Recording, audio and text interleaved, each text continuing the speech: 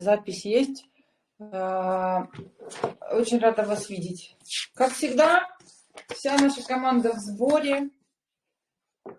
В общем, на такой потрясающий кемп, вот это же ездили, со всеми повстречалась, еще с большим количеством новеньких, познакомилась, послушала все их истории, послушала все их стратегии. Потом несколько ночей не могла заснуть, у меня столько было идей, мне уже тогда хотелось выйти в эфир и все вам рассказать, все показать, но это было все невозможно, там мне было сложнее, поэтому вот пока домой не приехали, не добралась пока, то не могла показать. Сейчас сразу же буду приступать к делу, поменяю камеру местами, включу, все, секунду, сейчас отключаю видео, но зато у вас будет мой микрофон. И меняю камеру, чтобы вы видели, как я буду писать. Таня, ну еще пока что-то расскажи, как у вас еще команда растет, вы молодцы, двигаетесь вовсю. Двигаемся.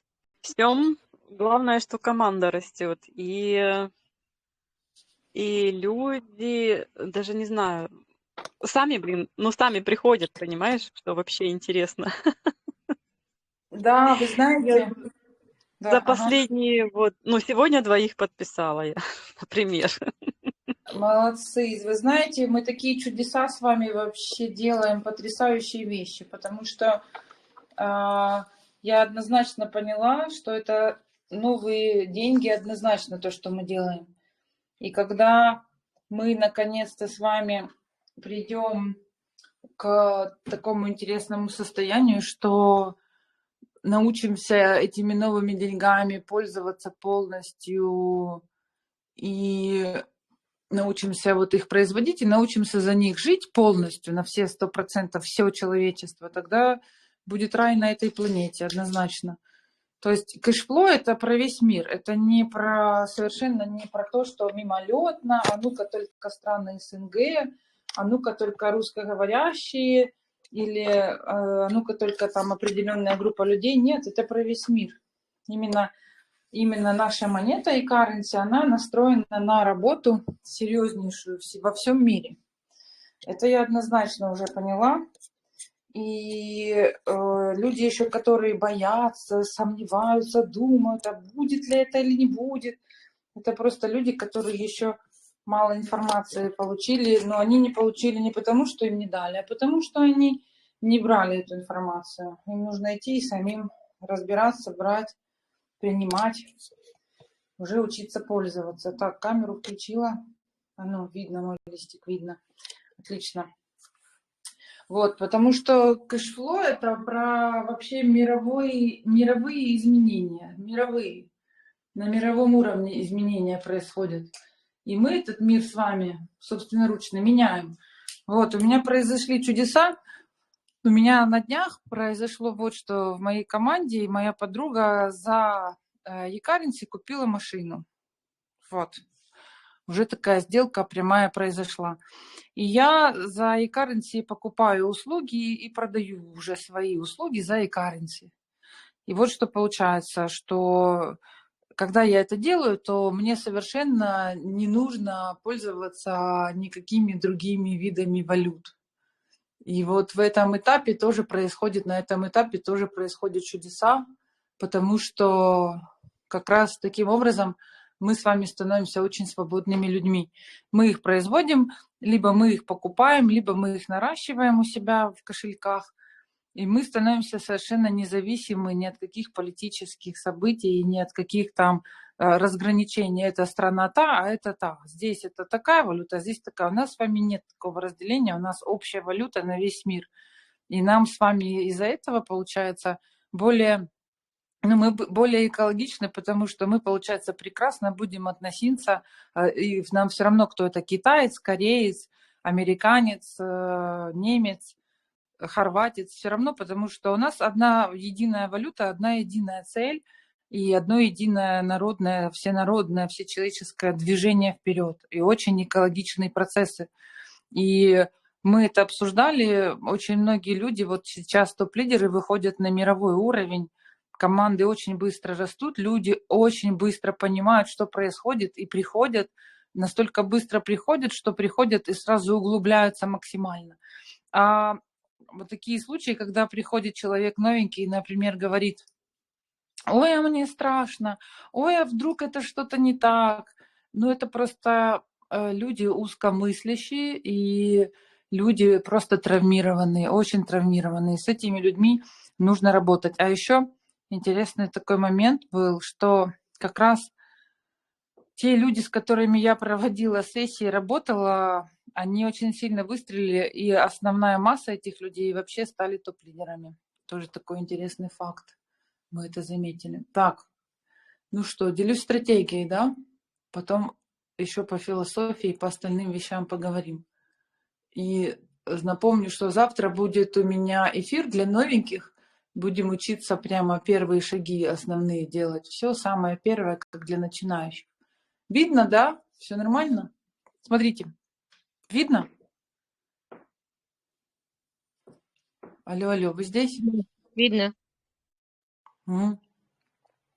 У всех есть растущие потоки?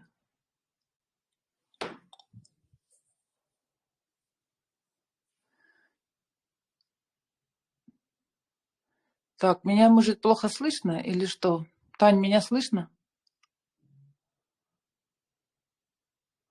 Не Слышно. пойму. Ань, да-да, все хорошо слышно. Растущие потоки есть. Ну, я думаю, что у всех. Или? Ага. Слышно, слышно. Супер. Я думаю, вы меня предупреждайте, а то ж я не смотрю в телефон, я уже смотрю сюда. Смотрите, это схема для растущего потока. А ну, сейчас ручка. Схема для растущего потока. Растущий поток.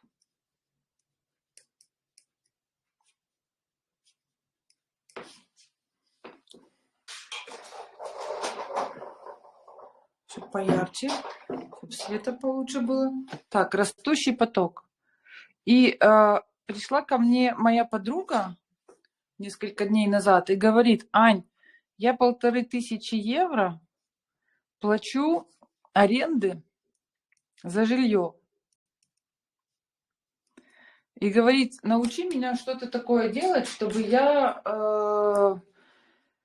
не сильно по этому поводу, да что ж такое, все русские, не сильно по этому поводу нервничала, потому что говорит, что прямо не знаю, что с этим делать. Аренда. Вот. Потому что приходится постоянно что-то где-то зарабатывать, их как-то искать. Частично ей там помогают, частично она, конечно же, из Money Storage и Currency продает. В общем, она все время как-то эти деньги подтягивала из внешнего в аренду за свою квартирку, вот, за свой домик. Каждый месяц 1500. И я ей расписала вот такую вот схему очень интересную, в которой у нас получается очень удобно платить эти деньги арендатору, но плюс ко всему еще за счет того, что мы их будем проводить через растущий поток, она еще плюс ко всему будет более чем даже 1500 евро именно иметь увеличение в растущем потоке. Growing flow. Вот смотрите, что получается. Задача номер один, это вообще запустить поток. Именно growing, растущий поток. Не все понимают, что это значит его запустить. Не каждый человек понимает, как он вообще работает. Очень многие думают так, что это, боже, это мне надо взять какую-то сумму денег, какие-то вообще-то деньги надо взять, думают, и потом их положить, и они думают, что это долго. Вот, они думают, что это долго, и они думают, мне лучше fast flow, это быстро. Вот fast flow это быстро, а это долго. Если человек так еще думает мысль, то человек не понимает еще, как этот инвестиционный инструмент ИИ работает. Потому что у меня нет там, в этом потоке, вообще слова «долго». Потому что когда я этот поток запускаю, я его вот так рисую тоже, что вот он запущен уже, знаете, как уже вовсю работает. полностью. И он тогда мне, получается, дает некоторую сумму в день. Например, 35 где-то евро приблизительно. Я эту сумму в день получаю. Если у меня на Киргизии, например, будет 1 миллион сом. У всех есть на Киргизии потоки? У вас есть на Киргизии? Есть. Наталья, у тебя точно есть, я знаю. А у остальных, у моих там есть на Киргизии потоки или нет? Есть, Нет, у есть. меня еще нету. Так. Таня, у тебя есть?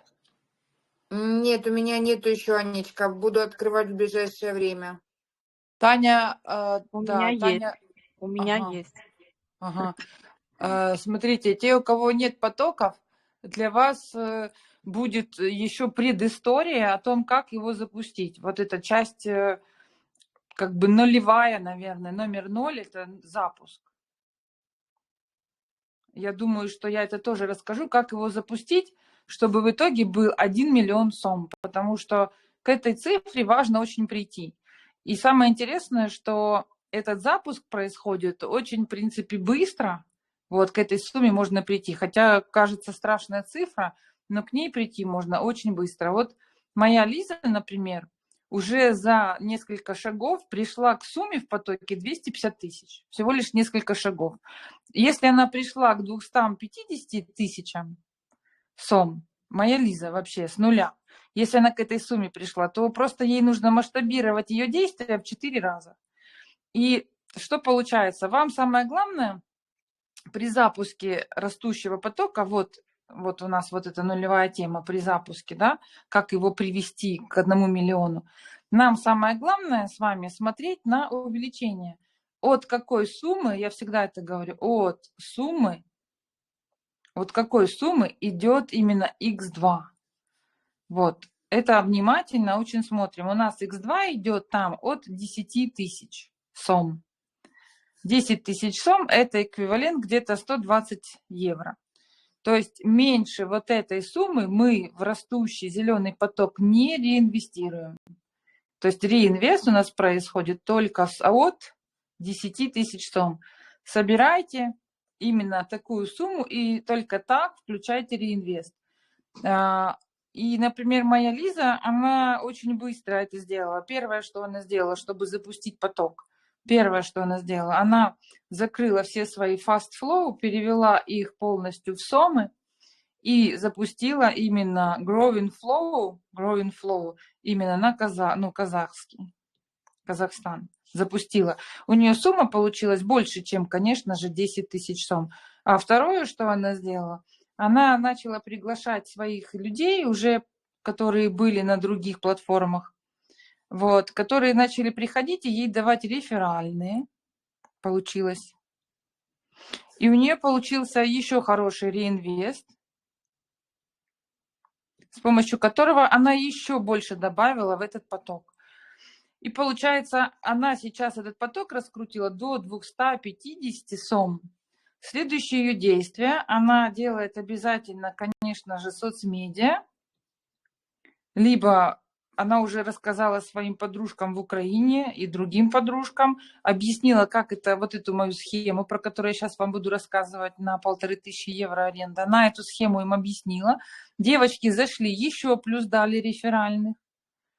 И еще сейчас на пути будут другие заходить. И таким образом она уже пришла там к сумме 250 тысяч за счет вот опять реинвестирования, реферальных и добавления. И теперь у нас задача масштабироваться ей в 4 раза, точно так же, как и начинающему масштабироваться в 4 раза. Чтобы масштабироваться в 4 раза, это нужно просто в 4 раза больше именно пригласить по количеству, она посмотрела и по суммам людей на этот поток. У нее еще есть в запасе люди, которые не все перешли на казахскую. Она сейчас звонит, с каждым разговаривает, объясняет, как это выгодно. И я сейчас вам показываю. Моя подруга, которая по этой схеме прошла, вот создала поток, она начинала его, этот поток, еще раз запишу, значит, 1500 евро, прямо вот со мной несколько дней назад с нуля. У нее ноль, был просто ноль, ничего не было. Потока на растущем, на именно Киргизии не было. Так, растущий.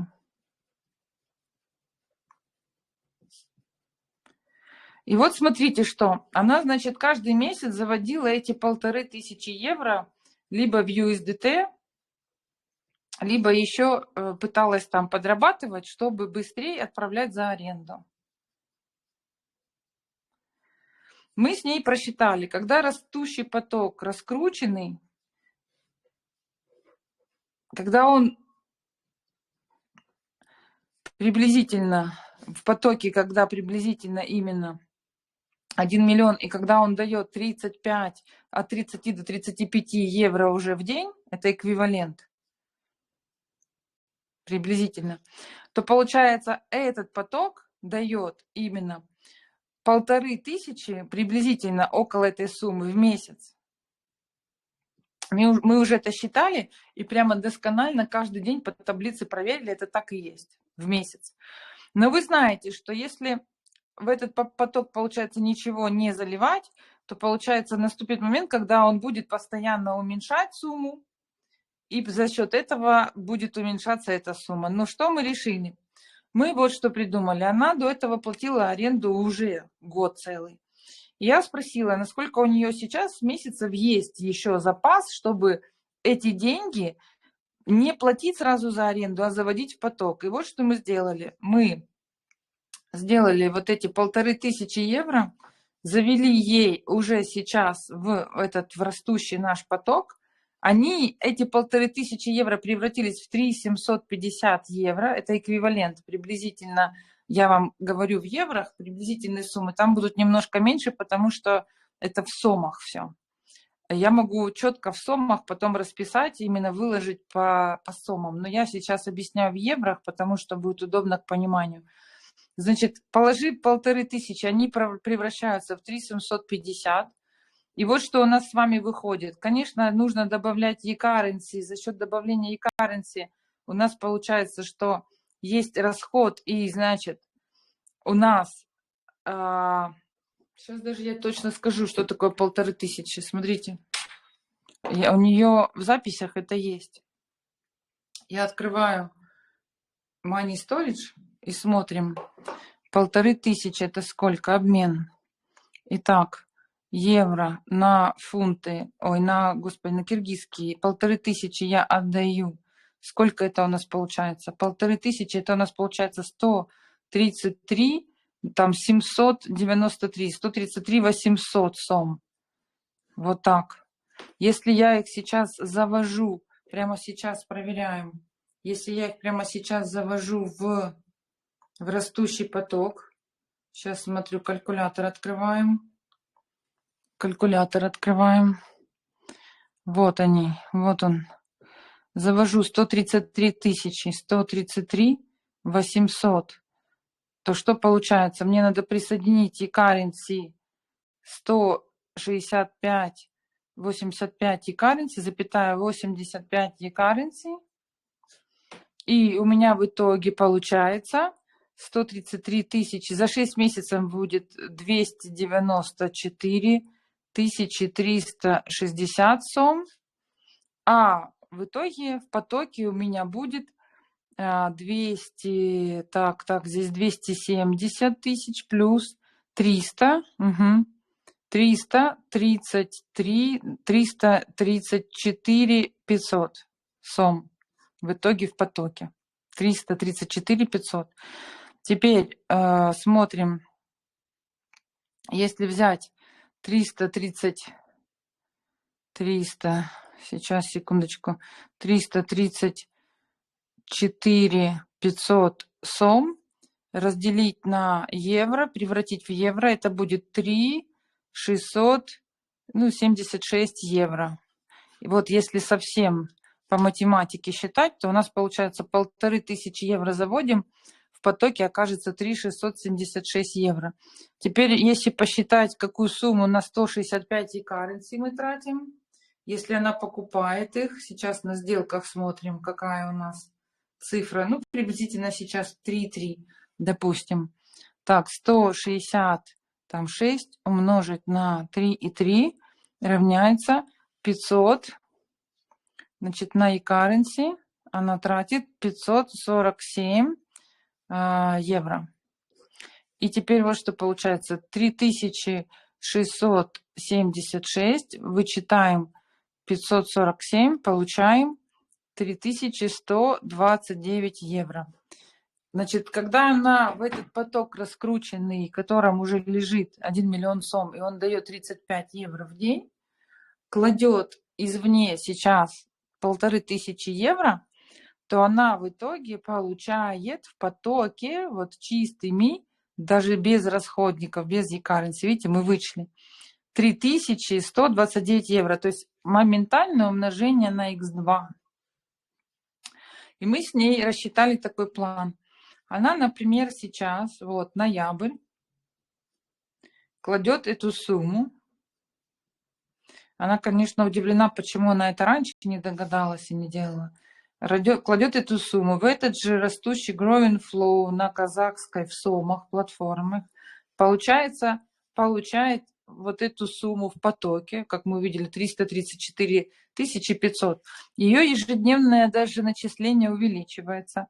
Она за первый месяц приблизительно, там мы посчитали, за 25-27 дней уже получает в потоке, потому что, смотрите, у нас же каждый день плюс 0,3% начисления. И если мы каждый день начисляем, то в течение месяца, в конце месяца у нас будет плюс 0,6 уже начисления, потому что прибавляется вот эти 0,01% ежедневно. Если у нас сумма с вами, сейчас просчитаем опять же математическую формулу, в принципе, получается у нас в потоке будет сумма 1 334 500. Так, вот так, 1 334 500 плюс 0,3%, это 4000 сом она получает, начинает в первый день.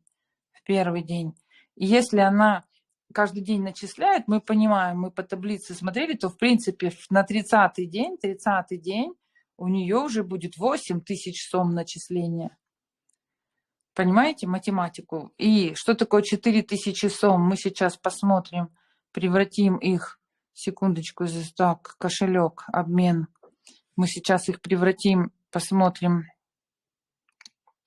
что такое у нас 4000 сом. 4000 сом это у нас 43,95 евро. Представьте, в первый день 43,95 евро. Даже если посчитать на калькуляторе 30 дней, например, даже не будем 30, 25 дней умножить на 45 в среднем возьмем, то вот у нас какая сумма получается. Хорошо, но здесь у нас идет точное увеличение постепенно, и у нас уже в конце будет, она у нас уже будет получать на 30-й день даже 86 евро будет получать. В общем, мы посчитали, что где-то в районе 25-25 дней ей нужно, чтобы первый раз нарастить эту сумму. И она на 25-е именно через 25 дней она снимает, выводит 1500 евро из потока, платит аренду. Но так как мы хотим это растянуть таким образом, сделать, чтобы она последующие 2 года вообще не платила за аренду, то мы с ней разработали следующую схему. Схема получается такова. Пока все понятно, всем понятно или ничего не понятно, или все понятно? Да нет, понятно. Понятно? Схема такова. Получается 1500 евро ей надо платить каждый месяц. В ноябре она завела эту сумму Growing Flow, и она ее уже умножила на 2, и у нее уже получается 3129 евро в потоке. Но в ноябре завела, в конце ноября, получается, 25-го, ну, представляем, если это начало месяца, через 25 дней, в общем, у нее в конце ноября будет оплата, а через 25 дней у нее уже на руках есть эти 1500 евро, поток Growing Flow ей уже дал, понимаете, выдал ей в копилке. В копилке есть. Она и их сняла и оплатила аренду. Все. Оплатила аренду. Но она делает второе действие. Она в декабре опять заводит 1500 евро. И опять ее поток именно увеличивается. И снова эта сумма увеличения происходит. И у нее получается здесь, смотрите, мы что смотрели? 43 евро она получает, потом доходит до 86. Потом получается, когда она выводит минус 1500 евро, у нее вот эта сумма 86 падает, возвращается. И она возвращается, падает и дает меньше, чем 43. Потому что из потока ушли деньги, и у нас немножко уменьшается сумма. Если даже сумма у нас уменьшается настолько, что это будет 37 евро в день, она уменьшается. Нам это не страшно, потому что когда она заводит следующие 1500 в декабре, то получается таким образом, у нее настолько увеличение происходит, что она уже с первых дней начинает получать не 43, а 53 евро. Гораздо больше сумму. Увеличение происходит. И она в декабре получается, каждый день 53 евро. И вот что получается, что ей эти 1500 собираются уже не за 25-27 дней, а уже собираются за 23-25 дней. Гораздо быстрее в декабре. И при этом поток увеличивается, сумма в потоке увеличивается. Вот какая математика. Был 1 миллион в потоке. Когда она добавила первые 1500, то она добавила, получается, 334 500 сом. Значит, получилось 1 миллион 334 500 сом. Когда она вывела деньги из копилки, выводятся деньги за эти 30 дней, у нас вывелось, мы сейчас посчитаем с вами, хотя можно по таблице пройти. Вот, значит, что у нас? Киргизские сомы в евро, 40 евро, приблизительно 1500. Мы же будем с вами точно знаем, что мы их выводим. 1500. Это у нас вычтется из этой суммы 1 136. Так, я 0 просто лишний добавила. Вот, 136 500.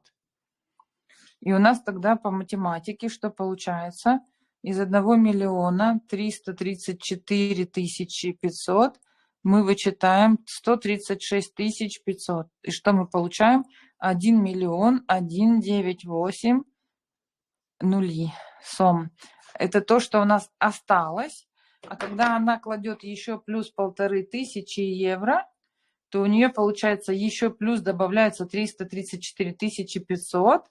И получается, к этой сумме мы эту сумму прибавляем. И у нас получается, что в потоке постоянно 334 500. У нас получается в потоке постоянное увеличение денег, ежемесячное увеличение. То есть вот какая фишка. Она каждый день, каждый раз собирала деньги, зарабатывала их каждый день где-то на стороне и все время их клала в аренду.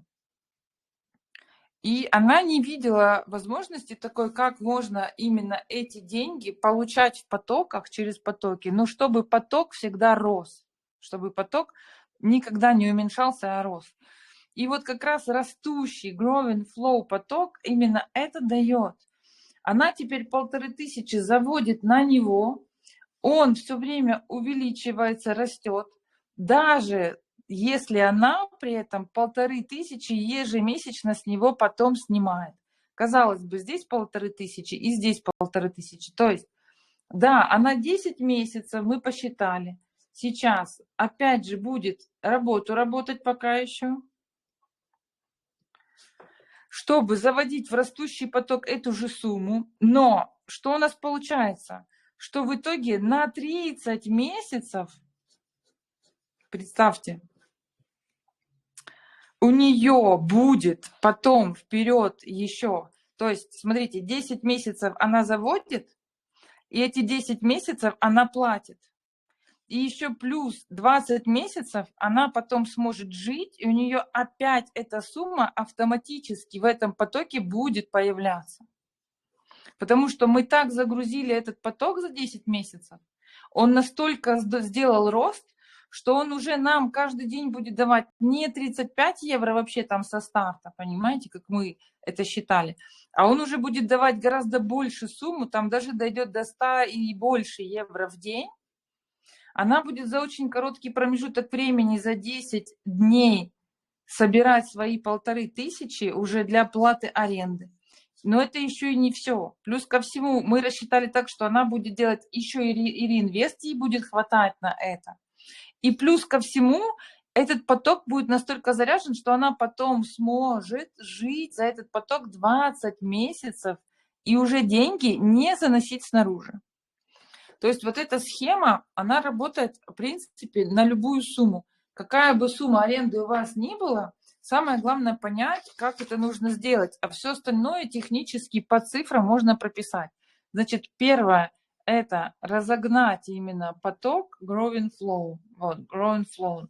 Он должен быть разогнан, то есть его создать и довести до какого-то явного получения, хотя бы 10 евро в день. Почувствовать хотя бы это. Он должен быть именно рабочий, его нужно запустить.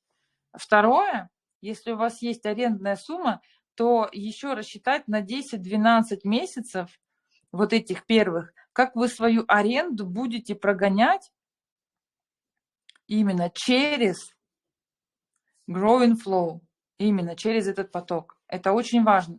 Если вы эту свою сумму аренды будете через него запускать, то третье действие у вас будет, мы с вами можем четко, копеечка в копеечку, все прямо просчитать, что у вас третье будет. Третье действие у вас вот в чем будет заключаться, в том, что вы следующий, вот этот первый год, вы первые 10-12 месяцев так прогоняете, а последующие уже 12-24-36 месяцев будете учиться с него делать правильный реинвест и самостоятельно уже выводить деньги на аренду. Вот так, вот такая схема. В этом во всем здесь необходим просчет, я это могу вам сделать, показать, как это происходит. Самое будет для вас, как бы может быть для тех новеньких, кто еще не умеет пользоваться растущим, самое будет, может быть, сложное для начала, для старта, запустить поток. Все остальное, как вот эти вот остальные действия к этим прийти, это все для меня уже элементарно понятно, потому что я уже ей расписала, себе расписала, Лизе своей расписала. У меня уже есть эти таблицы расписаны. Мы только вставляем здесь сумму, видим, какие цифры, понимаем, как мы заносим эти деньги, сколько, и все. И понимаем вот здесь, сколько нам надо реинвестировать, чтобы поток всегда рос, всегда работал. Чтобы он всегда работал, и чтобы он всегда нам давал на аренду, всегда. То есть, в принципе, первую только часть, вот эту вот первые 10-12 месяцев сейчас будущих, мы активненько работаем, а потом остальные 24-36 мы дальше не просчитывали, может быть, и дальше. Он будет так работать, что только нам давать, мы в него заносить деньги больше не будем. Он будет нам все время давать. У нас будет все постоянное реинвестирование, конечно же, покупка e-currency будет, либо производство e-currency, у кого майнеры. И еще есть вариант работы с людьми. Люди, когда появляются в вашей команде, в вашей группе, они всегда вам тоже дают прекрасную возможность этот поток поддерживать вообще постоянно. И ваша аренда вообще элементарно оплачивается с помощью кэш-флоу. Все, вот так. Ну что вы там не заснули? Таня? Вопрос. Что? Можно вопрос? Да. Ань, ты говоришь, что она заносит в месяц только 1500, ну это арендная плата. Да. Она еще где она берет деньги на e-currency каждый раз? У нее e-currency майнер стоит, у нее 5000 e-currency. Хорошо. Она А их где брать людям, у кого нет майнера? 165, 85 e-currency. Запустить этот поток, это начало вообще. Это начало нужно отдельно с каждым обсуждать. Я сейчас вот эту схему показываю для продвинутых. Это курс для продвинутых, не для начинающих. У моей девочки она продавала и currency, и заносила, и вот эти деньги платила аренду. И она даже понятия не имела, что она может их запускать через растущий поток. Поэтому она теряла все время. И на currency теряла, и Еще теряла такой постоянно. вопрос. Смотри, здесь вы учитываете, в копилке сумма должна быть такая, чтобы вот эти 1500 были только 40% от Нет, копилки нам или все нет? равно это не надо. Мы уже просчитали, мы не смотрим на это 40%, 50%. Мы выводим под копилку все, в копилке все. Даже если выводим, и процент падает на 0,3, мы просчитали, нас это устраивает. Все равно она дальше добавляет сумму ежемесячно, и это все равно рост. По математике там вообще все идеально. У меня есть таблица, и мы просчитали, уже запустили. Но если человек, конечно, вот на этом этапе находится, когда у него еще не раскрученный, не созданный поток, то я думаю, что я завтра тоже проведу такой эфир, где я научу его раскрутить, как его привести к 1 миллиону. Вообще запланировала, конечно, как я и говорила, запланировала себе до Нового года, все еще иду к тому, что количество лидеров у нас растет. У меня уже добавилось лидеров, количество все-таки до 20 мы дойдем к Новому году. Но я еще себе распланировала к Новому году. Я создаю такую группу, буду проводить эфиры всех желающих, кто хочет прийти уже к первому своему 1 миллиону, первому своему, то я буду учить, как это приходить, как это делать. Но это супер важные вопросы, потому что если здесь, как мы видим, докупать каждый раз e-currency, то схема будет немножко меняться, и в зависимости от того, какая у вас сумма аренды. Да, докупка e-currency у нас с вами есть, либо у нас может быть с вами не 1500 в месяц. Сегодня мне попросили просчитать еще на 600. Еще посчитаю на 600. Что делать, если 600? Еще такой вопрос. Она выводит деньги каким образом и как оплачивает аренду? У нее высчитывают Она автоматически USD, с конты или нет? она выводит в USDT, отправляет девочки за аренду вообще в другую страну. Поэтому выводит USDT. Оплата в USDT. Она раньше продавала e-currency для того, чтобы оплатить за аренду и отправить в USDT. И она думала, что схема вот такая, когда мы производим e-currency, мы покупаем токены, например, купили 1 нет, у нас не получается 4, например, ЕК-токена, вот так купили. За стоимость 4 ЕК-токенов она произвела 1 к 4, да, у нас там 1 к 5. 1 к 4, 1 к 5, 1 e-currency. Ну, то есть, смотрите, дело все в том, что сейчас кто как ставит майнер. 1 к 1, может быть, ставит 1 токен, 1 e-currency, но у нее, в общем, мы посмотрели, что у нее раньше тяжеловатая схема такая была по зарабатыванию этих 1500, и у нее постоянное шло уменьшение этих 1500 евро, и уменьшение, всегда все уменьшалось, e-currency уменьшались, потоки все уменьшались, а сейчас после вот этой схемы начало все увеличиваться. Рост идет. Дело в том, что про e-currency хороший вопрос. И вот что получается. Если у человека нет ни майнера, и он покупает e-currency, покупка, то эта схема тоже работает прекрасно, потому что можно такое количество рассчитать. Например, если 600 евро аренда, если мы будем работать в растущем потоке через 600 евро, и, например, из 600 евро плюс 150 евро мы тратим на e-currency, то есть у нас в общей сложности будет вклад 750 евро. Можно точно так же эту схему рассчитать через растущий поток. Важно, чтобы увеличение в растущем потоке, когда мы делаем взнос, было не менее x2, а лучше x2,5. Вот тогда начинаются чудеса, вот здесь, на этой сумме. Вот. Это все можно просчитать еще раз на меньшую. Еще вопрос, это только на киргизской платформе такое может быть? Да, потому что она дает увеличение вот такое именно 2,5% на сумму.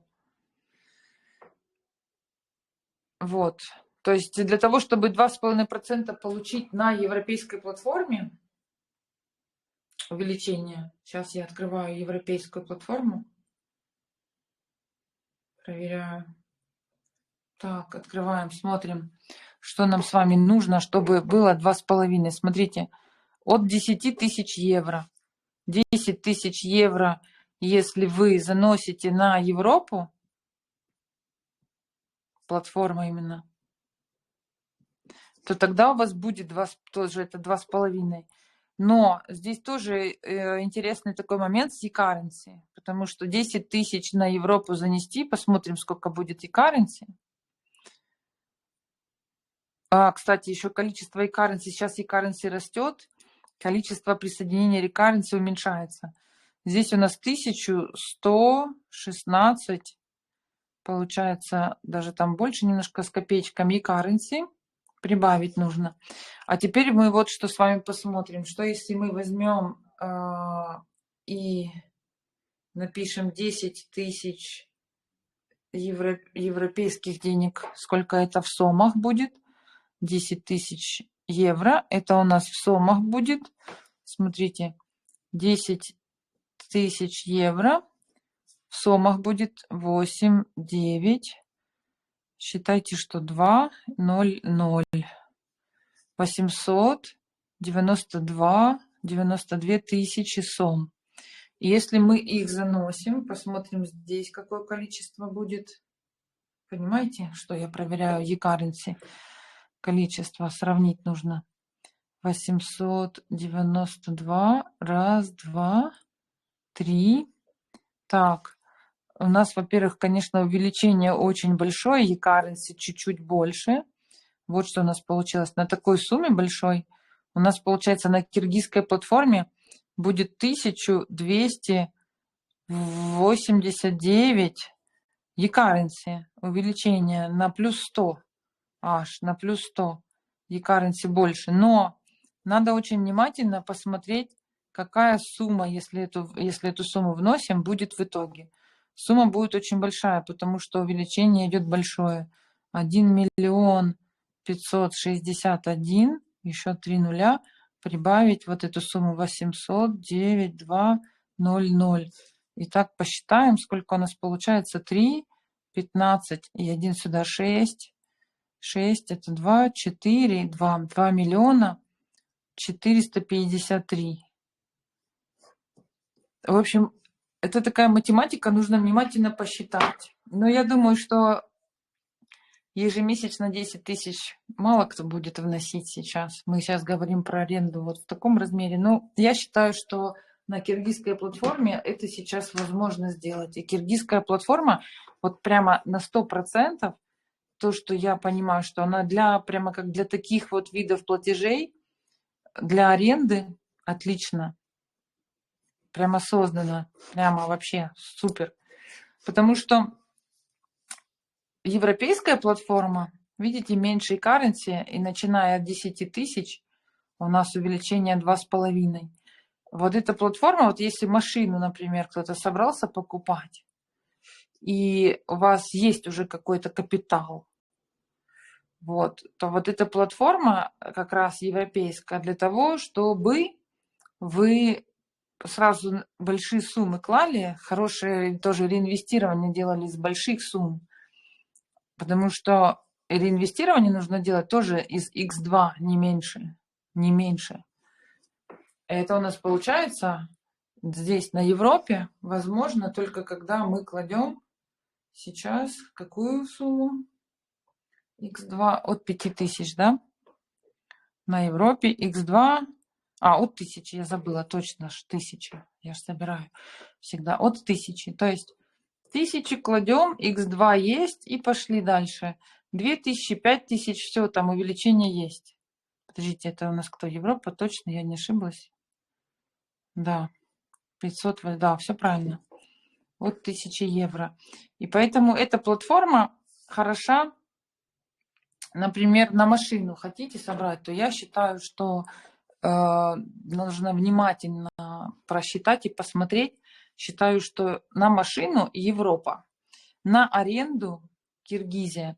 Или вот у вас есть какой-то ежемесячный какой-то определенный платеж, который надо закрывать ежемесячно. Это Киргизия. Она хороша в реинвестировании, потому что реинвест с X2 от 120 евро начинается. X2 дает. Это шикарный вариант. Вот. Так, а еще какие-то вопросы у вас есть?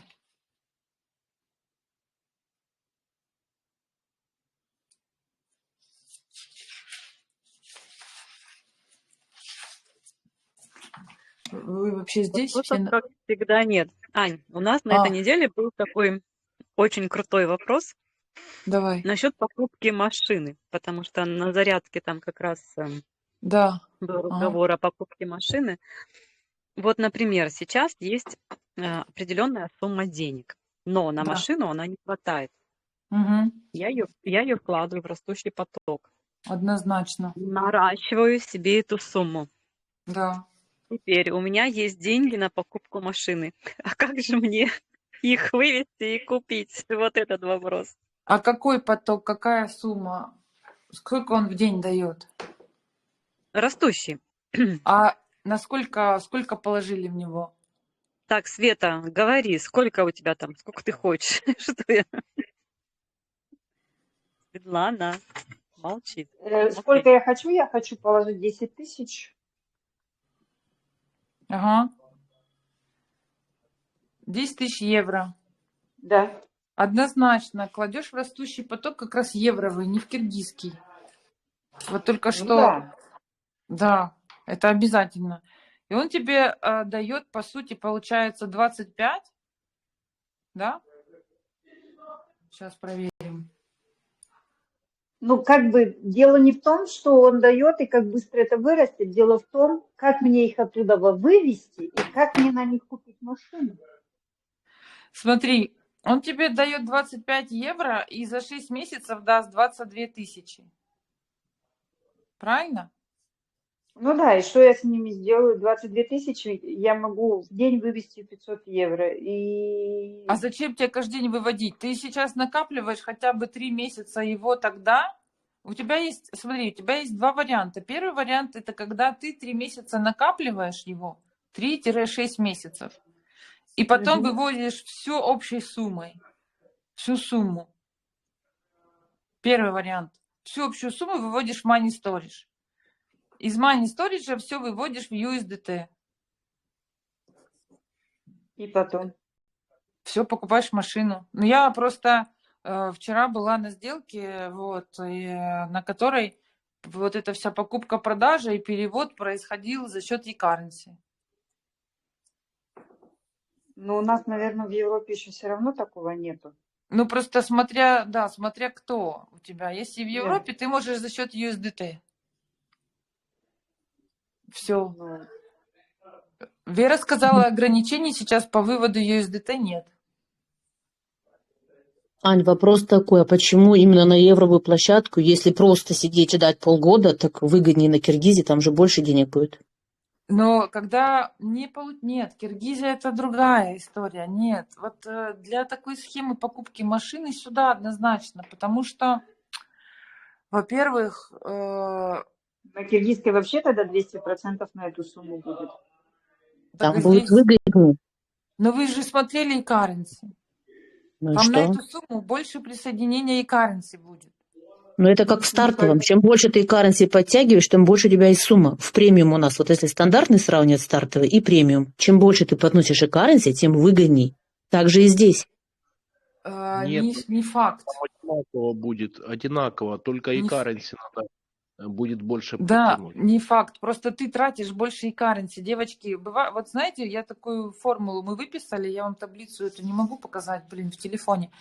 И мы посмотрели, что вот и наступает такой момент на Киргизии, когда уже большие очень суммы, но они не выгодны там, а выгоднее вот здесь, Европа. Вот 10 ну тысяч. тогда еще выгоднее тогда вообще этот Шина, потому что там и currency меньше надо. Если там меньше currency, супер, но надо еще посмотреть, как ты потом чину переводишь в евро, а потом в евро в USDT или чину в USDT. Еще вот этот курс надо тоже посмотреть. Понимаешь? Но я посмотрела, мне очень понравился вот этот поток. Но я последний раз, когда выводила, больше, чем 500 USDT я все равно вывести не могла. А попробовала на следующий раз 600? Попробовала? Он мне, ну, я не пробовала 2 раза, я скажу так, что я 1 раз только выводила, но 500, и все, даже там 500, 520 было, как бы, получается, 500 евро, как бы, это больше USDT, и он даже вот эту сумму, просто 500 евро не дал, он дал только 500 USDT. Выводи криптовалютой, но то, что я слышала, что сейчас кошельки Money Storage разрешают выводить больше USDT, и это будет с каждым днем все больше и больше. Мгм. Это первое. Второе, выводить можно любой крипто другой монетой. А можно у нас менять между собой? Конечно. Не, в каком смысле, что менять вы имеете в виду? Можно e-currency На отправить. Money Storage перекинуть сумму, а наличные так сделку Это сделать. я не знаю. Ну, вообще, Ира Левченко это не разрешает делать. Это нужно индивидуально с каждым обсуждать. С посторонними людьми вообще это запрещено делать, потому что может быть мошенничество. Чтобы этого не было, чтобы мы не развивались. Ну, по поводу вывода во внешнее, их очень много. Это с каждым индивидуально можно обсудить. Вот, вчера за 12 сделка произошла на 12 тысяч евро. И вчера за один день эту сумму вывели и рассчитались, передали. Вот и все. Передали человеку, ему открывается Money Storage, ему передались e-currency. Вот, человек сразу же заинтересовался проектом, зашел в проект. Все, и он эти e-currency спокойно себе продает на USDT. И себе их постепенно либо выводит, либо оставляет в этом кошельке, либо моментально там переводит в другие криптовалюты, уже следующие действия будет делать. Сейчас дело в том, что не факт, что во внешних кошельках хранить безопасно монеты. Пока еще на сегодняшний день здесь у нас очень безопасно хранить, и поэтому один из самых безопасных способов хранения USDT у нас. Человек, который покупал, это понял. Вот, и принял это. Смотри, но вопрос был в другом. Окей, ты у кого-то через проекта купила машину, а если ты хочешь машину с салона купить? USDT, Куда?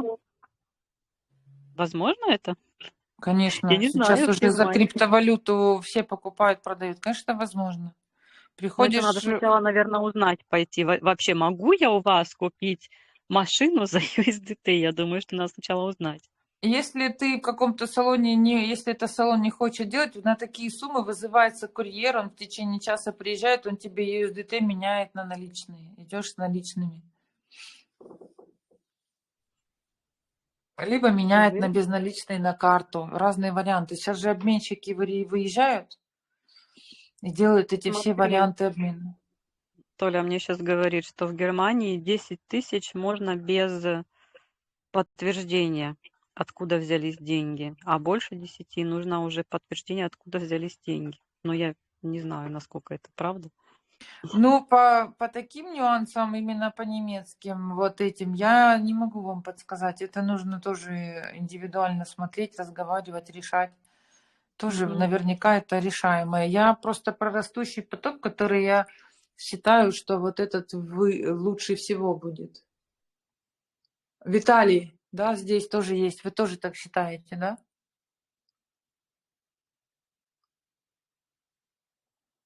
Виталий, ты здесь? Он еще есть, может быть, не слышит как раз. Ну, нам Лена тоже здесь, она нам про этот квантовый скачок уже, в принципе, говорила. Но там схема немножко была другая, что ты заводишь сначала, а потом выводишь, чтобы не терять вот эти проценты. Ты про что имеешь в виду? Так, а мы же заводим, вот она 3,6 месяцев наращивает, ничего не теряет, а потом выводишь. Это первый вариант, если она таким способом хочет, ну, Светочка, ты здесь. А второй вариант, это когда ты поток таким образом разгоняешь еще дальше его, запускаешь и разгоняешь его именно таким способом, что ты будешь все-таки из копилки выводить каждый день, например, или там раз в месяц, и тогда, да, будешь выводить 50, например, на 50, или схема 40 на 60. Есть тоже такой вариант. Но тогда, получается, ты работаешь все еще на поток, и получается, ты так делаешь, что даже если ты соберешь на машину, вот здесь машина, то у тебя все равно поток продолжает работать и еще тебе продолжает давать рост. Такая тоже схема возможна.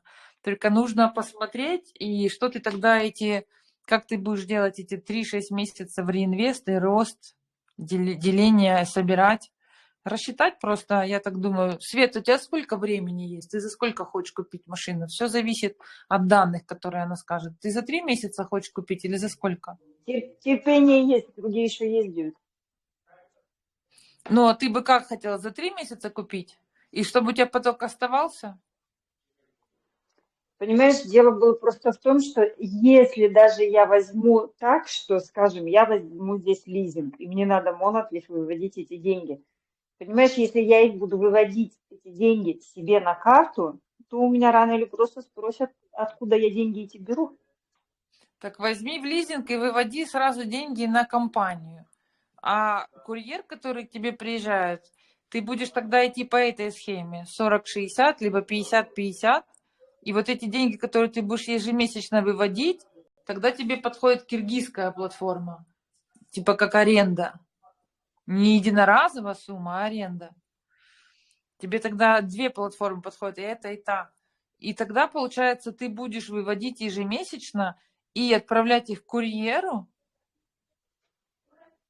Ну, это может быть по USDT. А он сам будет отправлять на лизинг, на компанию. Есть такие сейчас тоже услуги.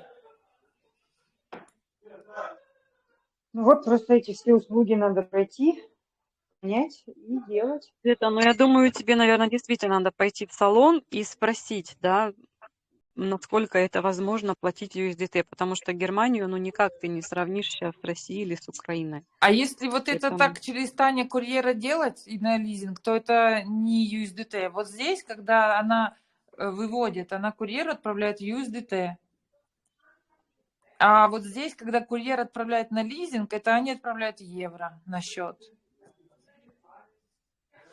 Я не совсем, конечно, понимаю с курьером. Я понимаю, что ты, когда берешь машину в лизинг, ты подписываешь какие-то документы, что ты будешь раз в месяц предоставлять определенную сумму.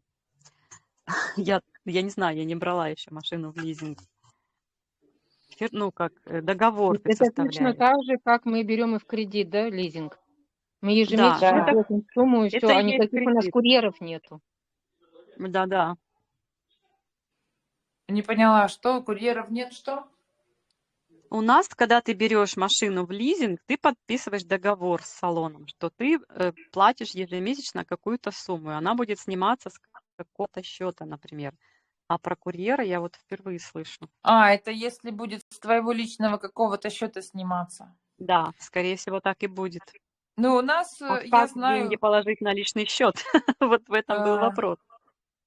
если это с личного счета, это одно. Я знаю, что у нас еще делают такие варианты, что снимается не с личного счета. Но это можно все выяснить тоже у юристов, которые уже это делают. Либо, конечно, в USDT подписывать Аня, какой контракт. курьер? Ань, про какого курьера речь идет? Этот курьер, он не от этого автохауса, а он вообще вот тот, который именно меняет деньги. Ты это имеешь в виду, наличку на Да, USDT? это, наши уже проверенные люди, которые там по Германии ездят. Да. Ну, я, например, посмотрите, здесь же надо еще учитывать проценты, которые берет курьер. С которым я связываюсь, он берет 6,5% от суммы. Ой, У у нас нас дешевле, Наташ. 3,5 и бывает 3,5-4, но бывает и меньше, бывает максимум 4.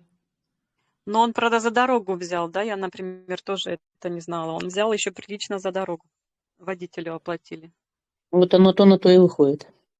Это если он приезжает. А он мог не Ну да. приезжать. У нас же не наличка, Тань. У нас же USDT. Он не приезжает. Мы ему отправляем и все. Так этот приехал, да. Приехал, Вроде потому что наличка была. А когда не приезжает, то ты ему отправляешь, а они тебе переводят на компанию, куда тебе нужно. Ах, вон как. Я девочек понимаю по поводу Германии. Правильно вы говорите, когда лизинг, ну это когда вот мы кредит берем машину, там же оформляется, там еще запрос идет в банк. Ты кредит где берешь? Кредит на машину, там банк тебе еще добро, проверяют тебя. Да, Делайте- Платежеспособный или нет. Так оно и получается. Вы составляете договор с банком через фирму. То, что вы взяли машину фирмы, а банком идет договор. И вы платите банку, а не фирме. Да, вот именно банку, не фирме платишь. Это если кредит, а лизинг не так. Лизинг не связан с банком. Но у вас так? У вас С связан? лизингом точно так же получается, что только Лизинг через это, банк. смотрите, лизинг это есть компания, именно, которая вам дает в лизинг, которая покупает у салона. И вы платите на эту компанию. Она берет за это процент и дает вам рассрочку частями. Лизинг это не кредит, потому что кредит это будет банк. А лизинг это компания. И как ты с компанией договоришься, кто на нее платит? Почему все USDT-шники, все криптоны работают через лизинг, не через банк? Потому что вот здесь они платят с фирмы. Нет, А Ань, мы, фирма- например, брали машину, мы платили через банк, брали через фирму, платили через банк, а в конце мы решаем, мы оставляем или машину, или вносим остаток денег. Все, но все идет через банк, хоть как у нас. Ну, я не знаю, да, может быть, ну, у нас вот так лизинг. Ну, хорошо, может, у вас в Германии В там. общем, Света, наверное, тебе надо Это этим надо пойти заняться. узнать. Да, надо, наверное, пойти и узнать, как это работает, и мы тогда все будем точно знать. Кто Света, платит, кому платит, да. конечно, Света, ты еще посмотри такие салоны, которые готовы принимать USDT, надо найти их. И такие салоны, которые могут работать в лизинг через компании. Потому что мы можем вот так деньги сюда, а потом вот сюда. Ну, будем искать. Да. Надо найти. Будет тогда тебе будет удобно идти так, чтобы и поток этот рос. Просто ты кладешь единоразово сумму, она у тебя увеличилась. Пока она работает, у тебя же приходят реферальные, у тебя же еще приходят какие-то деньги. Ты опять в него забрасываешь, опять. Он все увеличивается и увеличивается. И, конечно, лизинг вообще для машины идеальный. Но нам все равно проще идти на европейскую, потому что у нас уже один поток там на 8 тысяч. Ну да, конечно. Ты что? Конечно, если на европейском уже Потоки раскручены. там уже, можно сказать, на 15. Он уже сам поток почти. Ну так, конечно, если у тебя такой раскрученный поток, то тебе для машины выгоднее сюда идти. Он тебе уже будет давать на лизинг хорошие деньги. Смотри, еще идея такая возникла. Вова же ходит на работу, он может спокойно оформить себе лизинг, даже если это будет идти через банк. Ну а с кэшфлоу просто жить, получается. Ну Так. да. Это тоже вариант. Вот Мы тебе и его тоже ответ. рассматриваем. Да. Да, ну вот эту схему выполняешь просто 50 на 50, 40 на 60. И выводите себе якобы машина, якобы, там эти там 2500, 1500, может там вообще 1000, не знаю, в месяц. Это вообще элементарно возможно. Да, я бы сейчас тоже так нашла. Тоже сейчас буду этим заниматься. Кто это будет делать? Вот такую схему. Вот. А что еще у вас новенького? Так мы от тебя ждем новенького. Вы же там 3 дня занимались. У меня новенького, да. Сейчас расскажу. Так, выключаю эту камеру. У меня потрясающие новости. Очень много всего интересного. Ух, такая прокачка была. Мы еще стартовыми потоками занимались. Я еще поняла, как работают еще лучше стартовые потоки. как запускать их. Но я просто уже сегодня рассказать про стартовые не успеваю. Но было очень интересно. Столько потрясающих историй, как кто начинал. Это очень важно. Важно было, что я это все послушала, потому что я поняла, что мы с вами еще как раз в начальной стадии, потому что очень многие начинали точно так же, как мы сейчас начинаем, и вот до них доходит понимание, как работает этот поток, как стартовые. И поэтому у нас, конечно же, хорошие перспективы и хорошие возможности. Вот я, например, с Русланой разговаривала, с девочкой. Она рассказала, как она вообще живет за счет стартовых потоков. Тоже очень интересный опыт. Я, допустим, себе такого представить не могла, что человек именно пользуется только стартовыми потоками. За счет того, что она мне это рассказала, я поняла тоже, как ими именно нужно пользоваться, чтобы они давали действительно деньги на жизнь постоянно. Вот. Вообще такие поездки очень важны, потому что, знаешь, я так насыщаюсь этим общением и такой качественной аудиторией, качественными людьми, которые делятся, кто-то поделился своим опытом, кто-то поделился какой-то там поддержкой, кто-то поделился лайфхаком, кто-то сказал вообще, как он работает с новенькими. И ты, получается, напитываешься весь напитываешься, ты уже понимаешь, что фух, здесь все легко решается, здесь это так решается, здесь это так. А перед поездкой у меня такой был небольшой ступор, я думаю, так, я что-то остановилась. А после поездки я такая думаю, я не то, что я сейчас как вообще ракета. Все, уже здесь поток запустили, Лизи запустили, этот запустили. Сейчас с машиной нужно тоже решить по лизингу. Точно так же Света думала по лизингу с машиной.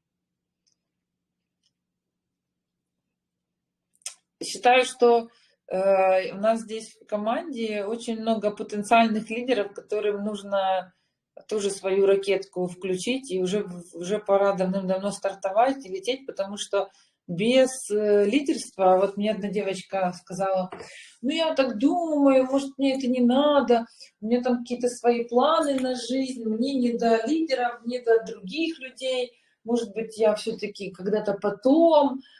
Это очень ошибочное мнение, очень ошибочное. Человек ошибается, что он думает, что ему не до кэшфлоу. Он ошибается, что он думает, что работа, на которой человек работает, это номер один. Это очень ошибочное мнение. Это просто настолько такой обман, самообман. И если человек еще самостоятельно это не понимает, то он просто еще сам себя обманывает. Ни одна работа на этой планете, ни одна, не может работаться без наличия ваших денег в жизни. Вы должны ходить на работу только тогда, когда у вас уже деньги ваши личные начали быть и производиться, и быть. И тогда вы будете совершать правильный выбор в своей деятельности и в своих работах. Я, представьте, общалась с Галиной Денисенко, вообще просто так удивлена, потрясающая женщина. Она топ-лидер. Само слово топ-лидер, вы уже понимаете, какие объемы и денег, и людей. Понимаете, да? Так она меня удивила. Представьте, человек очень богат, но она каждый день работает в клинике, ей это нравится. И она реанимации работает, в реанимации до сих пор. Уже сколько там лет, представляете? Ей нравится помогать, вот так оживлять людей. Я вообще была в шоке. Человек-миллионер работает в реанимации. Вообще, понимаете? На секунду вообще, представьте. Это ее личный выбор. Она туда ходит, и деньги, если ей куда-то нужно поехать, еще посмейтесь. Конечно, сама профессия непростая, там смеяться сложно, когда ты знаешь, что она там делает, да. Но представьте, она приходит на работу, если ей нужно, вот какие-то наши встречи происходят, поездки, так она всем вокруг платит за то, чтобы они заменили ее на смене. Там клиника, говорят, что работает за счет вообще Алины. Вот. Так что очень интересные моменты.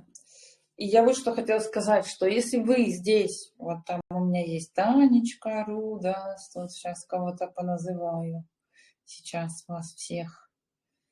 Вот, ну здесь много есть, Олеся. Да-да-да. Да-да-да. Олечка, Жанночка, Танечка, еще одна. У меня тут есть такие девочки, которые все еще думают, что им не до этого. Девочки, всем до этого.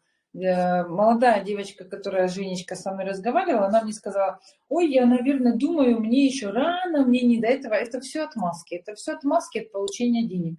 Нет ни одного человека на этой планете, кому бы было не до этого. Нет. Кэшфлоу коснется всех. То есть сейчас это называется, например, у нас с вами кэшфлоу, но сама по себе система и формула зарабатывания таким способом денег коснется каждого на этой планете. Того, кого она не коснется, простите, он уже жить не будет, наверное, потому что именно переход на новые деньги вот сейчас он у нас с вами и происходит. И поэтому чем раньше ты начнешь это делать, чем раньше ты начнешь коммуницировать с людьми и создавать свой личный, собственный блокчейн среди людей. Не роботы создают блокчейн, девочки, а мы с вами, либо ребята, мы с вами свой собственный блокчейн между людьми. Чем раньше мы этот блокчейн, эти связи начнем поддерживать, и при этом эти связи очень важны. Там написала мне, например, там хозяйка там по поводу аренды, что-то там еще, недовольна еще, или написал мне там один человек, тоже что-то недоволен. Моя теперь задача, меня кэшфлоу этому научила. Войти с ней в такую коммуникацию, представьте, чтобы еще поделиться знаниями про кэшфлоу. И представьте, какая это серьезная психотерапевтическая работа. Раньше бы я бы ее послала и сказала: ой, слушай, знаешь что там, давай, короче, зачем ты мне нужна? У меня таких, как ты, тут. А сейчас я думаю, так, мне же нужно ей тоже рассказать про возможности. Так значит, она недовольная, значит, я должна выровнять эту ситуацию между нами. Я должна ей что-то сказать приятное. И раньше я подумала: ой, это надо мне прогнуться, это же я тут со своей гордостью, я же такая крутая, что я вот... А сейчас я уже по-другому начинаю думать. Вы понимаете, как кэшфлоу меняет сознание? Боже, да я становлюсь Далай-ламой постепенно, понимаете? Понимаете, я пытаюсь пошутить, сказать, объяснить, как это работает. И получается, я сижу, думаю, выдыхаю, значит, работаю со своими эмоциями, понимаю, что где-то моя гордость, где-то еще что-то мне нужно, значит, трансформирую это в себе, обращаю, пишу, опять же, ответы, пишу, принимаю все ваши возражения, все супер, очень радуюсь, благодарю вас за все это, все равно признаюсь в любви, что как люблю, как это все. И просто человека предрасполагаю, и она такая тоже выдыхает и говорит: а что это я вообще тут? Все классно на самом деле, все. И начинаем общаться, заводим разговор, и, конечно же, я рассказываю про еще дополнительную возможность ей зарабатывать. Когда она ловит эту дополнительную возможность, понимаете, что происходит? У нее уходит вот этот страх, что она за каждую копейку должна выгрызать что-то. И она сразу расслабляется, и меньше замечаний будет делать, и меньше еще чего-то, меньше напряжения будет. Понимаете? Поэтому люди, с которыми даже мы в конфликте, с которыми даже мы не в контакте, имейте в виду, что все эти конфликты возникают только из-за конкуренции, из-за нехватки денег, только из-за какой-то борьбы. Только из-за этого. А наша задача, кэшфлоу, для того, чтобы мы уходили от этой вообще всечеловеческой вражды и борьбы. Я уже сказала, вот начинала именно с того, что за счет кэшфлоу мы уходим из-за расовой борьбы, из-за вообще национальной борьбы. Уходим. Нам все равно, ты китаец, нам все равно, кто ты. Потому что у нас теперь нет конкуренции. Когда мы переходим на эти новые деньги, уходит конкуренция. Уходит необходимость вот это много растить, много производить, чтобы успеть купить, чтобы всем хватило. Это все искусственные процессы, которые нам сильно очень навязаны. Тем более я после Украины приехала, конечно, в Украине очень тяжелая вообще обстановка, ситуация. И я поняла, что девочки и мальчики, вообще ребята, все, кто в кэшфлоу находится, мы с вами в раю. Вот в кэшфлоу мы просто в раю. Это рай. потому что мы здесь создали себе действительно эко-среду, и мы за счет эко-среды можем общаться качественно, с очень качественными людьми, получать качественную информацию. У нас мозг с вами направлен на то, как купить машину. Вот мы, представляете, думаем. Или на то, как, например, сейчас сложить себе стратегию, заплатить за аренду. Или как произвести currency. А у людей или ведь у других мысли на то, как вообще выжить, вообще там жуткие мысли, просто жутчайшие мысли. Поэтому слава Богу, что вы вообще у меня есть, и что мы все вместе, и что мы с вами думаем о том, как купить машину. Это прекрасно, это прекрасная привычка. Это прекрасно, что у нас такое качественное общение. Это супер круто. И мы должны продолжать других учить. Обязаны. Это наше просто, наш вклад, еще раз, во вселенское развитие, во всечеловеческое развитие. Обязаны. И когда мы учим человека, то мы ему несем огромнейший свет, огромнейшее количество света. Пусть он научится этим светом потом управлять. Он должен учиться этим. То, что вы получили вот сейчас, знания, и получили уже возможность, инструмент, вы теперь этим инструментом передавайте знания другим, учите их управлять этим инструментом. Этот инструмент дает много очень денег. Деньги это всегда увеличение количества материи. Конечно. Вот, это все серьезные процессы. Так вот, Галина Денисенко и Марина Погорелова очень меня вдохновили, удивили. Как всегда, Марина Погорелова профессор университета, которая разобралась во всех этих формулах очень быстро, и она тоже поняла, что это великая философия. Очень многие сразу это понимают моментально. Кстати, там с молодыми ребятами еще познакомилась. У нас растет молодое сообщество, молодое такое направление, которое в районе 20, 22, 25 лет. До них тоже доходит постепенно, и уже эта группа людей увеличивается, и они уже начинают делиться своим опытом, как им очень сложно перейти изначально на жизнь полностью с помощью кэшфлоу. Вот этот переход у каждого, он может быть свой, и он может быть непростой, потому что при переходе тут же работа есть, от которой нужно отказаться, потому что она много времени тянет и энергии, и надо перейти на кэшфлоу, а чтобы перейти на кэшфлоу, это же сразу нужно с головой как работать, это же нужно понять, что я людей приглашаю, это не я уговариваю. Вы должны понять, что вы людям нужны, у вас должно в голове все поменяться. Вы сейчас людям очень сильно нужны. А вы думаете, что это люди вам нужны. Ой, так все закручено. В общем, вот с этим моментом очень важно работать. И когда я приезжаю на встречи, вот именно на кемпе, и общаюсь там с людьми, они мне рассказывают свои истории, и я понимаю, и как они этим всем делятся, что они уже знают, что это они людям нужны, они нужны людям, а не нам люди нужны. Смотрите, когда у вас стоит майнер, и когда вы свои денежки положили, и у вас все работает в кэшфлоу, вам люди не нужны. Вы и так сможете жить и получать денежки, вам люди не нужны. Но у вас есть некоторая социальная такая ответственность, и всевселенская, всечеловеческая. То есть вы умеете жить теперь хорошо, а вы теперь не хотите делиться об этом хорошо. А задача Вселенной – это всегда, когда тебе хорошо, делиться. Во Вселенной только так работает процесс эволюции, когда тебе хорошо, и ты делишься. Поэтому в своих головах надо многим поменять и понять, что тебе на самом деле люди не нужны, но ты обязана делиться тем инструментом, который тебе уже дает хоть бы даже маленький кусочек счастья. Поэтому, когда я, например, хорошим очень девочкам говорю, что вы должны стать лидером, и я вам говорю, что вы будете больше получать, мы так ложно думаем иногда, может быть, я ошибаюсь, может быть, мы так думаем, что это вам мотивация, а вы пугаетесь такие, это надо людей сразу заводить толпами. Да не надо никого заводить. Просто ты людям нужен, но ты боишься даже об этом сказать. И у нас такая с вами привычка есть. Если мы умеем зарабатывать деньги, вы помните, и раньше никто никогда не говорил, кто сколько заработал. Ни в коем случае нельзя говорить, кто придут или украдут, или кто-то арестует, или запретят, или вообще делиться нельзя, а то вдруг все пойдут так же зарабатывать, и мне будет меньше. Вот как раз в этом проблема, почему мы не делимся с людьми информацией. И вот это нужно убрать у себя, убрать. И нужно понять, что ты научился ты научился получать какой-то классный кусок уже денег. Блин, капец. Так ты обязан другого этому тоже научить. Ты уже стал здоровее, представь, за счет этих денег. Ты уже спишь лучше.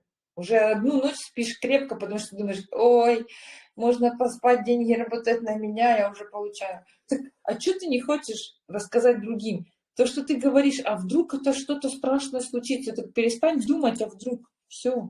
Перестань думать, а вдруг. Не выстраивай такую вообще реальность. В кэшфлоу запрещено думать, а вдруг. Все. Это запрещено. Потому что мы в кэшфлоу здесь здоровые люди. И мы хотим жить без «а вдруг». Мы хотим жить через выстраивание чудес и через расширение, постоянное расширение. Вот сейчас уже себе нужно такой план писать. Значит, первое я пишу там машину в лизинг, там, например, Porsche, там, или какую там вы хотите, все. Porsche Macan, например. Все, и сижу, думаю об этом, сижу и думаю, а вдруг? То есть направляю мысль не на «а вдруг», а думаю так, а как мне тут с лизингом договориться, какая мне схема нужна? Потому что, помните, наш мозг, он такой, знаете, он коварный очень, он там неокортекс такой, он хитрюха, он нас всегда уводит в какую-то сторону страха, а вдруг он там нейронную связь себе сложил, и он туда пытается куда-то туда уйти в сторону. А наша задача, либо медитируйте, работайте над собой, больше любви в своем пространстве всем даем, больше внимания, заботы, либо этими процессами выравниваемся, либо кэшфлоу, формулы сидим и прописываем туда, разгружаемся. Неокортекс туда. Как купить себе Porsche, например, поставила задачу, и думаешь, хорошо. Потом будет задача, как, например, ежемесячно его заправлять так, чтобы из тоже растущего потока и так далее. Еще меня очень поразил такой парень интересный. Там был парень супер молодой, и он приходил каждому человеку, каждому подошел человеку, каждому, представьте, даже к моей Лизе подошел, даже к Яночке подошел, каждому подошел и сказал, я специально здесь нахожусь, чтобы послушать твою историю. Как ты пришла к своему результату? Расскажи мне такую 5-минутную короткую историю. Он меня вообще поразил, потому что пока я рассказывала ему даже свою историю, пока моя Лиза, дочка рассказывала, Яночка, я прям так расчувствовалась, я так внимательно эти истории слушала, я подумала, боже, какие интересные истории у моих друзей. А я даже и не слышала их раньше, и не знала. И когда я свою историю ему рассказывала, он тоже сказал, какая запоминающаяся, интересная твоя история. Реально, друзья, у нас с вами такие потрясающие у каждого истории становления здесь и развития здесь, что вы не можете этими историями не делиться. Я даже в лидерской программе сейчас, в лидерской группе, у нас есть лидерская группа, все девочки, кто будущие лидеры, либо стремятся стать лидерами, предлагаю нам уже, там будет тоже у нас собрание, встреча, звонок, созвон, и вы уже поделитесь своими историями. Вы, конечно, поделитесь еще плюс и своими страхами, почему вы не можете сдвинуться, идти дальше, что вас еще тормозит. Либо мотивации вам очень мало, либо вы думаете, что вы кого-то уговариваете, то, что я сказала. То есть мы это все с вами обсудим. Ну и плюс ко всему послушаем вашу историю. Потому что истории, парень, который собирал эти истории, он сказал, я их собираю в копилочку. Он сказал, я зеленый еще здесь, в кэшфлоу, новенький, я здесь недавно, только несколько месяцев. Но я вижу колоссальнейший рост и развитие, и смысл в этом во всем. Но когда я делюсь с другим человеком про кэшфлоу, я не могу о своем результате поделиться, потому что мой результат, он там еще мал, он очень мал. Поэтому я могу поделиться результатами других. И я, например, рассказываю своим друзьям, когда рассказываю про кэшфлоу, я, например, расскажу про Анну, про меня, расскажу про Яну, стоматолога, которая была стоматологом, а сейчас себя, в общем, прекрасно чувствует в кэшфлоу. Расскажу еще там про Галину Денисенко, которая, в принципе, может бросить работать, но ей нравится просто ездить на работу, будучи уже миллионером, все равно ездит. Понимаете? И процессы становления, вот эти все. Вот он таким образом рассказывает истории других, но он их так преподносит, что его хочется постоянно слушать. И еще, конечно же, на кемпе много про соцсети разговаривали, и нас учили и в ТикТоке создавать соцсети. Немножко уже опытные, более опытные, кто уже в ТикТоке развился, учили, свои лайфхаки давали, как они на стримах себя ведут, что они говорят вообще, что людям нравится, как они аудиторию-то подбирают. В общем, информации масса. Я думаю, что я вас уже немного загрузила. Значит, завтра у нас в любом случае будет встреча, эфир такой с новичками, новенькие, люди, даже все, кто хотят прийти к своей первой 1000 евро, например, на кэшфлоу, какие-то первые начинающие шаги делают, приходим завтра утром, с вами встречаемся в эфире, будете мне рассказывать, в чем задача, будем эти первые шаги учиться делать, кнопочки нажимать, переводить, какие-то минимальные мелкие стратегии учиться делать. Потому что у меня на этой неделе еще одна женщина позвонила только и сказала: я уже 2 месяца кнопки нажимаю, понятия не имею, что мне делать дальше. У меня, конечно, сразу возникает такое состояние, капец. В общем, думаю, ладно. Говорю, а в группе вы находитесь? Нахожусь. Я говорю, а почему на эфире не приходите? Не вижу. Ответ только один. Деньги не нужны этому человеку. Этому человеку просто нужно тяжело работать, быть всегда недовольным, чтобы всегда денег было мало. Вот и все. И всегда кто-то был, наверное, виноват, я так понимаю. Потому что, по-другому я не понимаю. Если нужны деньги, то почему бы не пойти на эфир и не пообщаться с нами, и не послушать, и не прийти уже к какому-то интересному, не найти для себя инсайт, не найти для себя решение. Точно так же и про тех лидеров будущее, которые только стремятся быть лидерами, но еще не нашли для себя решение. Девочки, если в Египте египтяне находят решение, то представьте, с инструментом, который на русском языке, да, в Египте люди на египетском находят, что рассказать. То, конечно, если вы на своем родном языке своих родных же людей не находите, что сказать, то это серьезный процесс. Над этим нужно хорошо работать над собой. Я, в принципе, в 2 словах все. Я постепенно во всех эфирах буду еще по чуть-чуть добавлять. Про стартовые потоки расскажу на следующей неделе, как Руслана поделилась своей историей, мою копилочку теперь, как она живет за счет стартовых потоков. Так что на сегодня все. Как вы вообще, Тань? Как у вас встреча была? У нас встреча была прекрасно вообще. Я счастлива. Я давно хотела лично пообщаться с Сергеем, но мне просто, не знаю, импонирует своим спокойствием, своей подачей. И я так спонтанно спросила его, и он согласился с удовольствием причем. Сказал, я с вами с удовольствием пообщаюсь. Когда это было? Может, надо было нам объявление в этой группе дать, чтобы мы все послушали? Это было вчера. Объявление давалось везде. Везде. И в WhatsApp, и в Телеграме, и в Инстаграме, и в ТикТоке. Везде. Я вчера в пути была. Я его тоже тогда приглашу, посмотрим. Можно и Сергея пригласить, и еще других ребят тоже. Сейчас продолжим раз в неделю с кем-то действительно прямые эфиры продолжим с интересными. Но у меня там уже есть и Галина Денисенко, и Погорелова, и Сахань. Можно обязательно. Да, Сахань хотелось бы тоже. Я тоже хотела ее пригласить, но если ты пригласишь, тогда окей.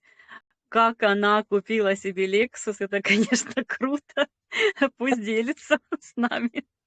Все это возможно, все очень даже возможно. А не только она покупает машины, все очень серьезный рост у всех людей, которых я знала и очень давно не видела, за эти ближайшие 3 года это серьезнейший рост, потрясающий рост вообще. очень. Поэтому, Но мне да, кажется, что ладно. просто людям, знаешь, не хватает действительно поговорить именно с теми людьми, которые вот действительно, да, я купила машину, да, вот посмотреть на нее просто, понимаешь, что она действительно ее купила, что не кто-то купил, а она ее купила, да, и именно вот от нее услышать, я думаю, что это, ну, было бы круто, конечно. Да, готовимся на 12-летие, вы со многими увидите и услышите очень много. Там купила машину не только Сахань. Сахань купила сейчас Галина Денисенко Погорелова, еще там Руслан Скороход, Виктор Красюк, Татьяна Янишевская, 2 машины купила. Ну, вот Андреева, да, или как ее, Лапиня, ну, все, да, купили, но я имею в виду, что именно конкретно с этим человеком поговорить было бы Да, интересно. вот Виктор Красюк, у нас мотоциклы очень крутые, BMW, там еще другие покупают, и машины, и катер себе купил, потрясающий катер. Я знаю людей, которые сейчас уже на яхту смотрят. То есть там опыт и общение настолько с качественными миллионерами, с качественными богатыми людьми, которые были обычными людьми, обычными. Пришли к таким деньгам. За считанное количество месяцев, можно так сказать. Просто идти, делать, работать с людьми, да, работать над собой. Анечка, Аня, можно тебя, пока я не забыла, можешь там на киргизском Оле Фогель подтвердить вывод? Она хочет Да, пополнить сегодня поток. сейчас буду выходить, еще не заходила. Вы только приехали. Ну, просто, чтобы ты знала, она хочет пополнить его и выводит, чтобы добавить сумму. Да, Аня тоже хочет сделать. то есть не отменять, все правильно. Не отменять. Подтверждать. Вот я ей Кстати, еще сказала, вот вчера что насчет растущего киргизского, да, ну, Сергей его там активно увеличивает, у него уже 6 миллионов. И он нам подал все-таки такую идею, мы-то достаем все из копилки и делаем реинвест. Он говорит, ну, я бы все-таки свежие деньги заводил, да, потому что так мы как бы нарушаем немножечко процесс. Ну, Он вот я еще не знаю, насколько это все. Он не выводит их вообще, ты имеешь в виду? Чтобы реинвест делать, он берет новые, свежие деньги, а с копилки не трогает. Либо, если ему нужны деньги, например, на жизнь или на что-то, он заводит сумму определенную и тут же ее выводит. А именно Ну, вот наращивать, да, именно наращивать, он говорит, я беру свежие деньги, я не беру из копилки и не делаю с копилки реинвест. ну, и схем очень много, зависит от задачи. Да, надо просто понять.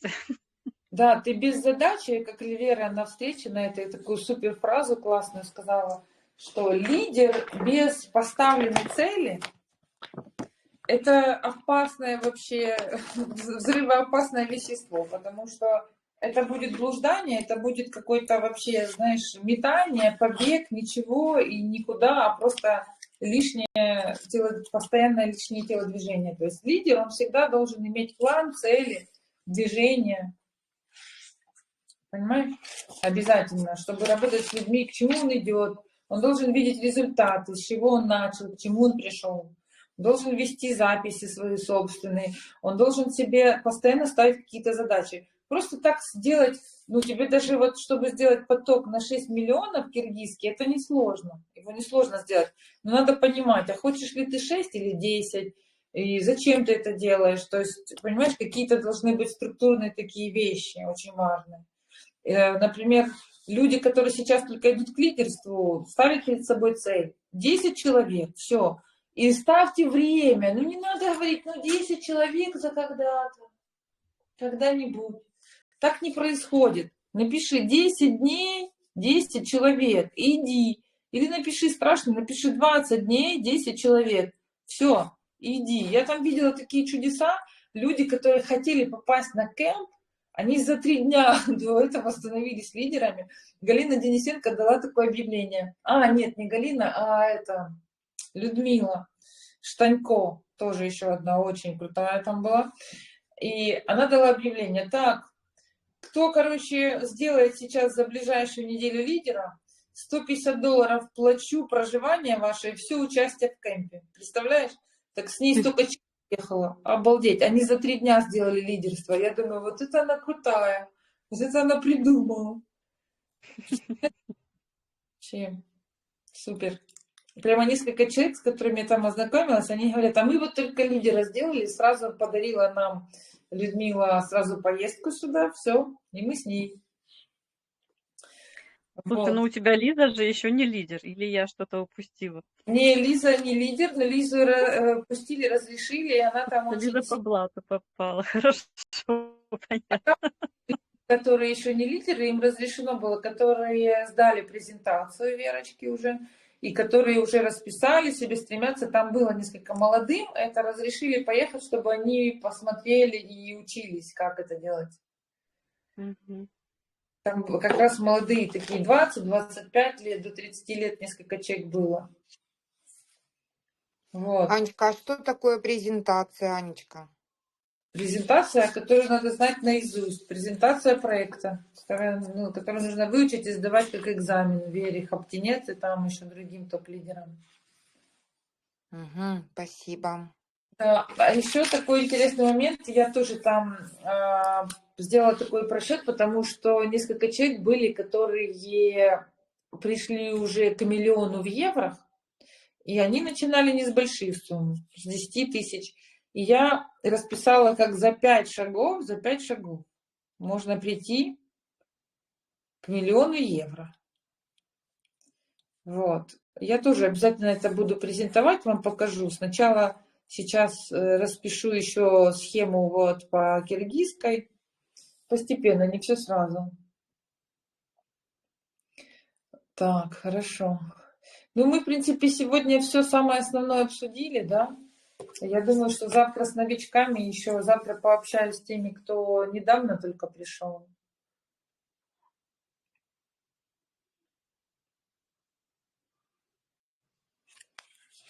Тогда что, с вами со всеми до следующей недели обязательно еще пообщаемся, обязательно.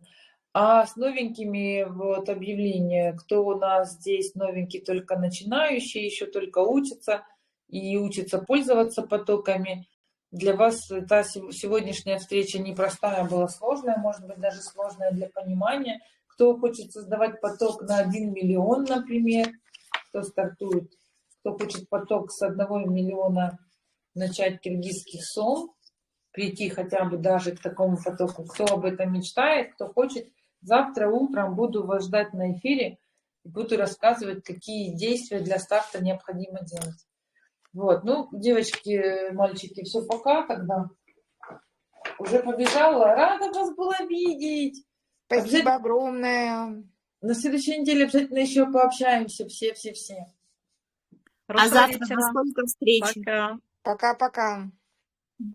Завтра встреча, предлагаю завтра в 11 часов встречу. Я дам объявление, сейчас напишу. Вы в какой стране, Глади? Я сейчас напишу. Предположительно, в этом районе, 10-11, в этом районе. Всем пока! До свидания. Спасибо, до свидания.